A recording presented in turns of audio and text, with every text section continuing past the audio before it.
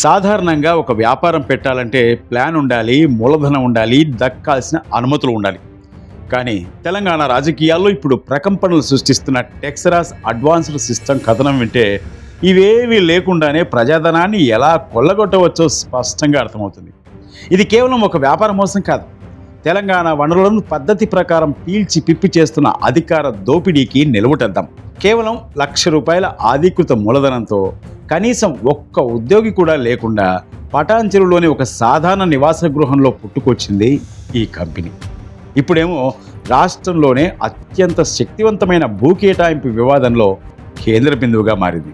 కాగితాలపై మాత్రమే ఉంటూ అసలు వ్యాపారమే చేయని సంస్థలను షెల్ కంపెనీస్ అంటారు.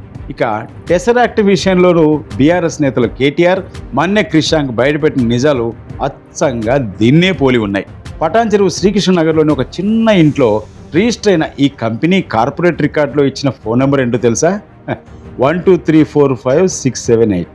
ఎవరి టెసరాక్ట్ ఏంది కథ అని చెప్పి మేము కూడా ఆశ్చర్యపోయి సడన్ గా చదువు రాని రేవంత్ రెడ్డి బ్రదర్స్ అందరూ చదువు రాదు, పొట్టగోస్తే అక్షరం ముక్క లేదు, వీళ్ళందరూ సడన్ గా కోట్లు బూట్లు వేసుకొని మరి ఇంత పెద్ద పెద్ద కంపెనీలకు చైర్మన్లు ఎట్లా అయిపోతున్నారు, ఎవరి కంపెనీ ఏంది కంపెనీ అని తవ్వితే ఈ కంపెనీ పేరు టెసరాక్ట్ అడ్వాన్స్ సిస్టమ్స్ ప్రైవేట్ లిమిటెడ్ అట. ఈ కంపెనీ ఫోన్ నెంబర్ ఇది, వాళ్ళ వెబ్సైట్ ఇది. కంపెనీ ఎంత గొప్ప కంపెనీ అయ్యా అంటే కంపెనీ ఫోన్ నెంబర్ ఏందని చూసినాం, 12345678 ఇది వాళ్ళ వెబ్సైట్. మరి ఇట్లాంటి నెంబర్లు ఉండొచ్చు మాకు తెలియదు. కొత్త సాంకేతిక పరిజ్ఞానం రేవంత్ రెడ్డి ఏమైనా కనుక్కున్నాడో అది కూడా తెలియదు. ఆధునిక ఏరోస్పేస్, డిఫెన్స్ టెక్నాలజీకి సంబంధించిన కంపెనీ నంబర్ ఇలాగే ఉంటుందా? ఇది ఒక బూటకపు సంస్థ అనడానికి ఇంతకంటే తిరుగులేని నిదర్శనం ఏం కావాలి?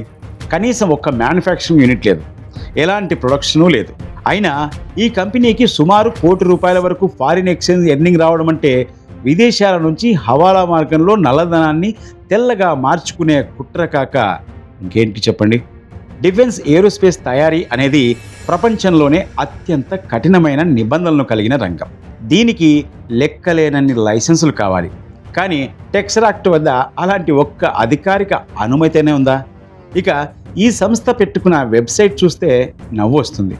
గుజరాత్కు చెందిన టెక్స్టైల్స్ మిషన్ల ఫోటోలు, చైనా యంత్రాల చిత్రాలు, చివరికి ఎలాన్ మస్క్ చెందిన స్పేస్ ఎక్స్ పరికరాల ఫోటోలను కూడా సిగ్గు లేకుండా కాపీ కొట్టి మరీ పెట్టేశారు. టెక్నాలజీ కంపెనీ అని చెప్పుకునే సంస్థ ఇలాంటి చీకటి పనులు చేస్తోందంటే దీని వెనుక ఎంత పెద్ద ముఠా ఉందో ఇట్టే అర్థమవుతోంది. ఇక ఈ వివాదానికి అసలు కేంద్ర బిందువు ప్రభుత్వ భూముల దోపిడీనే.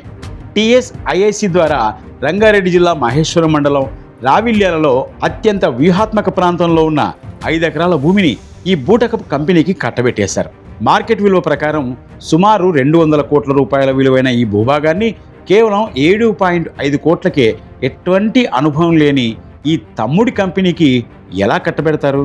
పారిశ్రామిక అభివృద్ధి ముసుగులో జరుగుతున్న ఈ భూముల దోపిడీ ఎవరి ప్రయోజనాల కోసం, ఎవరి కనుసన్నలో నడుస్తోంది? ఈ మొత్తం ఎపిసోడ్లో అడ్డంగా దొరికిపోయిన బలమైన ఆధారం Anumula Kondalareddy LinkedIn profile. Tesseract advanced system private limited కంపెనీకి తాను చైర్మన్ అని ఆయన తన అధికార బయోలో స్వయంగా రాసుకున్నారు. అనుమూల కొండలరెడ్డి రేవంత్ రెడ్డి గారికి స్వయాన తమ్ముడు. ఆయన లింక్డ్ఇన్ ప్రొఫైల్ ఇది. ఇందులో ఏం చెప్తున్నాడంటే, నేను చైర్మన్ గా ఉన్నాను టెసరాక్ట్ అనే ఒక కంపెనీకి అని చెప్పి కొండలరెడ్డి గారు ఇలా స్పష్టంగా రాశారు. టెసరాక్ట్ అడ్వాన్స్డ్ సిస్టమ్స్ కి, భూపాల్ ఇన్ఫ్రాస్ట్రక్చర్ కి నేను బాధ్యుడిని అని చెప్పి కొండలరెడ్డి గారు రాసుకున్న వారి లింక్డ్ఇన్ ప్రొఫైల్. ఇక ఈ బండారం బయటపడగానే పరిశ్రమల శాఖ మంత్రి శ్రీధర్బాబు రంగంలోకి దిగి మాకు ఆ కంపెనీకి ఎలాంటి సంబంధం లేదు అంటూ బుకాయించే ప్రయత్నం చేయడం వారి అడ్డగోలుతనానికి పరాకాష్ట. ఇది అవాస్తవికం. మా ముఖ్యమంత్రి గారి సోదరుల పేరిట 1 ఇంచు భూమి కూడా ఇండస్ట్రియల్ ఇన్ఫ్రాస్ట్రక్చర్ కార్పొరేషన్ పేరిట వారికి కేటాయింపు చేయలేదు.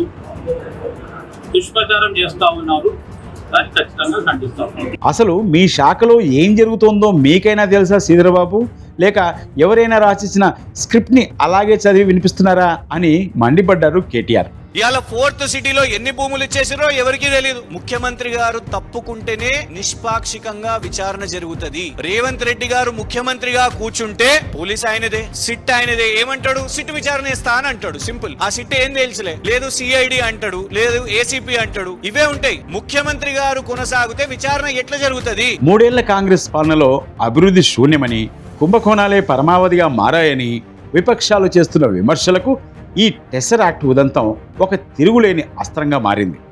కేవలం ₹1,00,000 ప్రారంభమైన ఒక షెల్ కంపెనీకి 100 కోట్ల ప్రభుత్వ భూమిని కట్టబెట్టడం వెనుక ఉన్న అసలు సూత్రధారులు ఎవరు అనేది ఇప్పుడు తెలంగాణ సమాజం ముందున్న అతి పెద్ద ప్రశ్న. ముఖ్యమంత్రి వెంటనే తన పదవికి వైదొలిగి ఈ భూముల కేటాయింపుపై పూర్తి స్థాయి సిట్టింగ్ లేదా కేంద్ర దర్యాప్తు సంస్థల విచారణ జరిపించాలని బీఆర్ఎస్ డిమాండ్ చేస్తోంది. ₹1,00,000తో మొదలై 100 కోట్ల విలువైన భూములను కొల్లగొట్టిన ఈ టెసరాక్ట్ డ్రామా ఇంకెన్ని మలుపులు తిరుగుతుంది? మనోడే కదా అని రేవంత్ రెడ్డి ప్రభుత్వం దీన్ని లైట్గా తీసుకుంటుందా, లేక తెలంగాణ సమాజం తిరగబడే రోజు వస్తుందా? ఈ వ్యవహారంపై మీ అభిప్రాయాన్ని కామెంట్లో తెలియజేయండి.